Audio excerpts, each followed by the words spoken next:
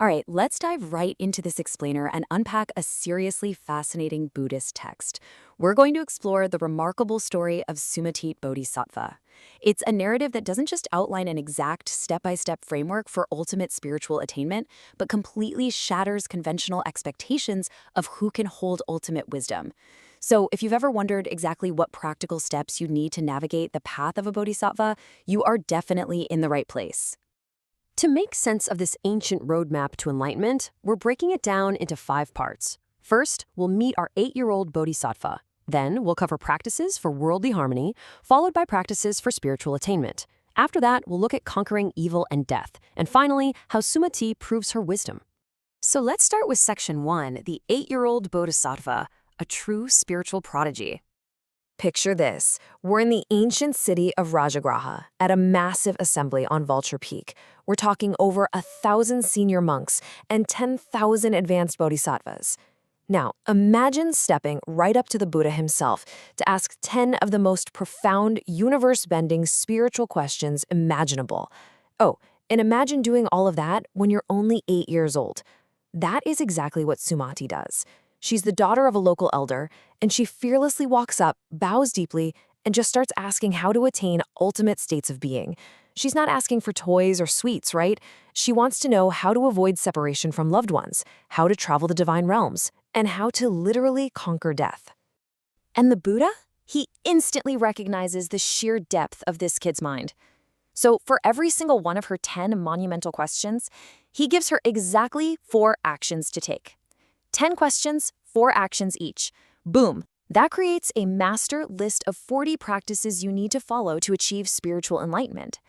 He lays out this incredible, comprehensive curriculum that goes from everyday social interactions all the way up to cosmic, mystical achievements. And you can see the source material for our explainer right here.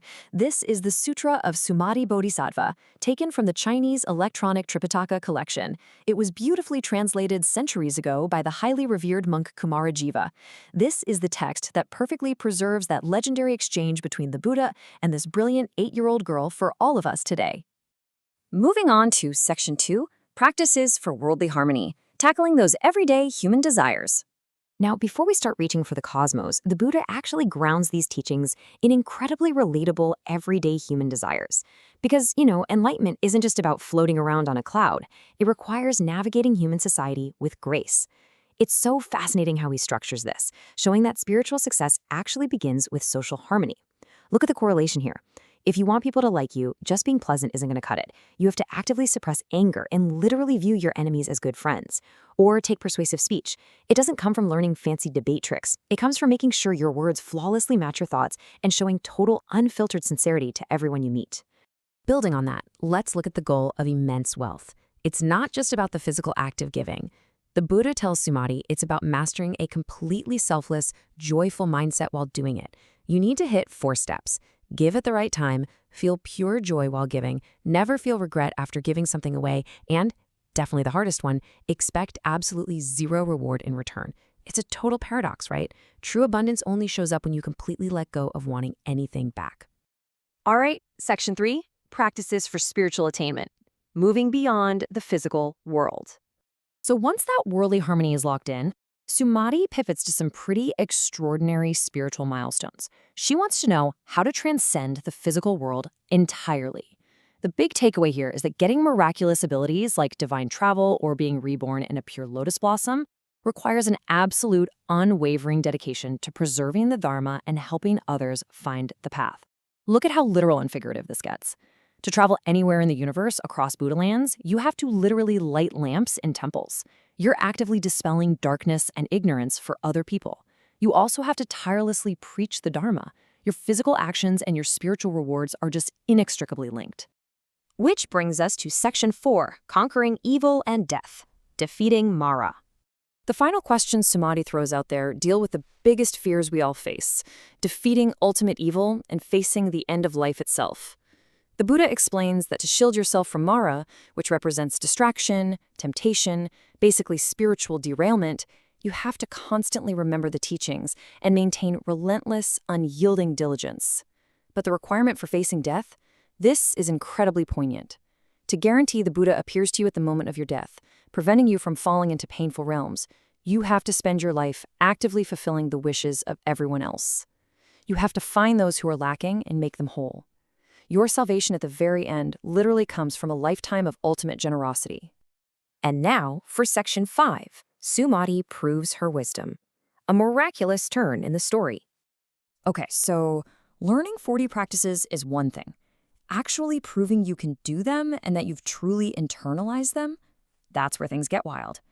Sumati confidently declares she's going to practice all 40 without failing a single one. She even offers a dire oath if she fails. But the elder disciples, they are seriously skeptical. Mahamoggallina, who's one of the Buddhist top guys known for his own supernatural powers, openly doubts her. To him, these 40 practices are a massive burden, even for the most advanced practitioners. He basically says, how is an 8-year-old child going to manage this? But Sumati? She doesn't flinch. Instead of getting into an argument with this highly esteemed elder, she just boldly declares that the universe itself is going to back her up. She vows that if her resolve to follow all 40 practices is absolute, the 3,000 great thousandfold world, which in Buddhist cosmology means the entire cosmos, will shake in 6 different ways. Oh, and it'll rain heavenly flowers and play musical instruments all on its own.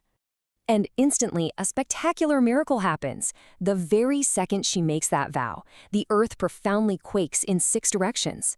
This spontaneous, unearthly music just fills the air out of nowhere, and a shower of beautiful flowers rains down from the sky. The skeptical elders are absolutely stunned. The universe literally answered her, proving right then and there that age and appearance mean absolutely nothing when you have genuine spiritual conviction. But wait, the challenge isn't over yet. The great Bodhisattva of wisdom himself, Manjusri, steps up to test her philosophical chops. He asks her, upon what specific dharma do you abide to make an event like this happen?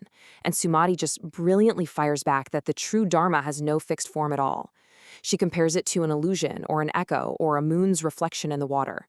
She is basically teaching the teacher here, showing this flawless grasp of emptiness, the core idea that ultimate truth just cannot be boxed into rigid concepts. Then Manjusri questions why she doesn't transform out of her female body, since back then, the female form was often viewed as a spiritual obstacle. To just completely shatter their illusions about gender, age, and capability, Sumati tells him the Dharma is neither male nor female. But just to flex her mastery over physical reality, she instantly transforms into a 30-year-old monk and bathes the entire assembly in golden light. Totally awed by her perfect realization of all 40 practices, the Buddha gives her a prophecy. She is going to become a fully awakened Buddha herself one day. The story of Sumati Bodhisattva is just such a powerful reminder that spiritual mastery is all about practice, compassion, and deep insight, not how old you are or what you look like. So as we wrap up this explainer and reflect on the incredible wisdom of this 8-year-old who charted a perfect course from social harmony to cosmic enlightenment, we have to ask ourselves, out of all 40 of these ancient practices, where would you begin your journey? Would you start with the worldly pursuit of harmonious relationships, or would you dive headfirst into the spiritual depths? Let that sit with you as you carry these profound insights forward.